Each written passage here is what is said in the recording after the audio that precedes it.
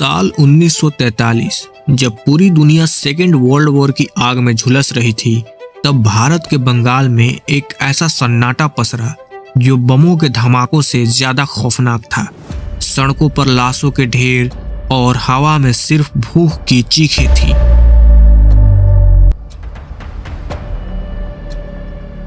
बंगाल का वह अकाल जिसे इतिहास के सबसे बड़े मानव निर्मित त्रासदी माना जाता है।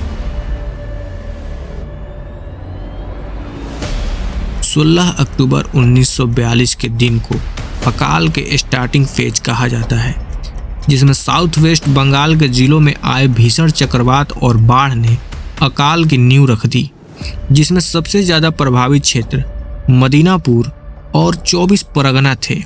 समुद्री लहरों ने धान की खड़ी फसलों को पूरी तरह बर्बाद कर दिया और लगभग 15,000 लोग और 60,000 मवेशी तुरंत मारे गए। इस चक्रवात ने बंगाल के 1/6 हिस्सा यानी 32 लाख टन चावल बर्बाद कर दिया और बाकी बचे धान के फसलों में बीमारियां फैल गई, जिससे वह भी खराब हो गई। इसके साथ ही जापानियों ने बर्मा पर कब्जा कर लिया, जिससे चावल आयात रुक गया, जो बंगाल के चावल सप्लाई का बड़ा हिस्सा था। जापानियों के डर से अंग्रेजों ने बोट डिनायल पॉलिसी को अपनाया, जिसमें ब्रिटिश सरकार ने पूर्वी बंगाल से नाव और परिवहन के साधनों को नष्ट कर दिया, जिससे खाद्यान्न आपूर्ति ठप हो गई। यह वही समय था जब पूरे भारत में महात्मा गांधी के नेतृत्व में भारत छोड़ो आंदोलन जोर पकड़ रहा था। ब्रिटिश सरकार ने इन इलाकों में राहत भेजने के बजाय क्रांतिकारियों के दमन और आंदोलन को दबाने का प्लान बना रही थी। इस भयंकर आपदा की खबर ब्रिटिश सरकार ने 15 दिनों तक दबाए रखा, ताकि क्रांतिकारियों को सहानुभूति न मिले और युद्ध की तैयारी में कोई खलल न पड़े। इसी के साथ ब्रिटिश सरकार डिनायल पॉलिसी के तहत बोट डिनायल, जिसमें कोस्टल एरियाज के लगभग 6,000 से ज्यादा नावों को या तो जब्त कर लिया या फिर उन्हें नष्ट कर दिया, ताकि जापानी सेना कोस्टल एरिया से बंगाल में न घुस पाए। राइस डिनायल के तहत ब्रिटिश सरकार और उनके एजेंटों ने भारी मात्रा में कोस्टल एरियाज से अनाज हटाना शुरू कर दिया, ताकि जापानी सेना अगर घुस भी गई तो उन्हें खाने को कुछ न मिले। किसानों के बचे खुचे अनाजों को भी सस्ती कीमतों पर खरीदना शुरू कर दिया और उसे सुरक्षित गोदामों या सैन्य ठिकानों पर भेज दिया, जिससे बाजार में चावल की भारी कमी हो गई। कीमतें गरीबों की पहुंच से बाहर हो गई। फिर साल 1943 आते आते बंगाल में अनाज की कीमतें 300 से 400% तक बढ़ चुकी थी। फिर वो दौर शुरू हुआ जिसमें लोग अनाज के एक दाने के लिए तरस गए, द ग्रेट बंगाल फेमिन। गांवों में जब कुछ खाने को नहीं बचा तो लोग लंगर और मदद की तलाश में कोलकाता की तरफ पैदल ही निकल पड़े। कोलकाता की सड़कों का दृश्य रूह कपा देने वाली थी। सड़कें कंकालों से भर गया। भूख से हड्डी हुई माएँ सड़कों पर दम तोड़ रही थी। लोग सड़े खाने के लिए लड़ते दिख रहे थे। अकाल के साथ साथ मलेरिया, हैजा, चेचक जैसी बीमारियां फैल गई।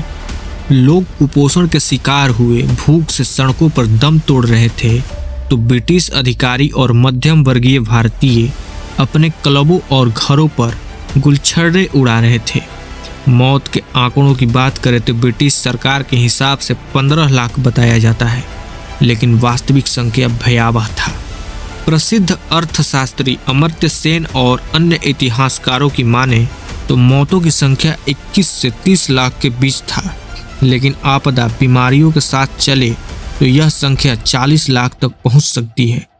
जब बंगाल में लोग भूख से मर रहे थे, तब भी भारत से अनाज ब्रिटेन और मिडिल ईस्ट में लड़ रही उनकी सेनाओं के लिए लगातार भेजा जा रहा था।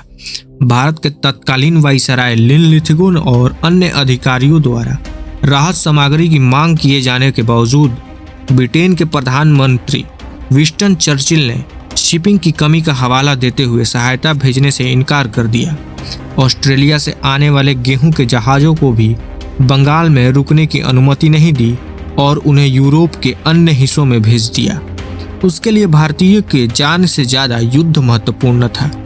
जब चर्चिल को बंगाल के अकाल के बारे में बताया गया तो उसने कहा कि अकाल के लिए भारतीय खुद जिम्मेदार है। क्योंकि वे खरगोश की तरह प्रजनन कर रहे हैं, ब्रीडिंग लाइक रैबिट्स। साथ ही कहा कि अगर अकाल इतना ही भयानक है तो गांधी अभी तक जिंदा कैसे है। ये उसके अंदर भरी भारतीयों के प्रति नफरत को दिखाती है।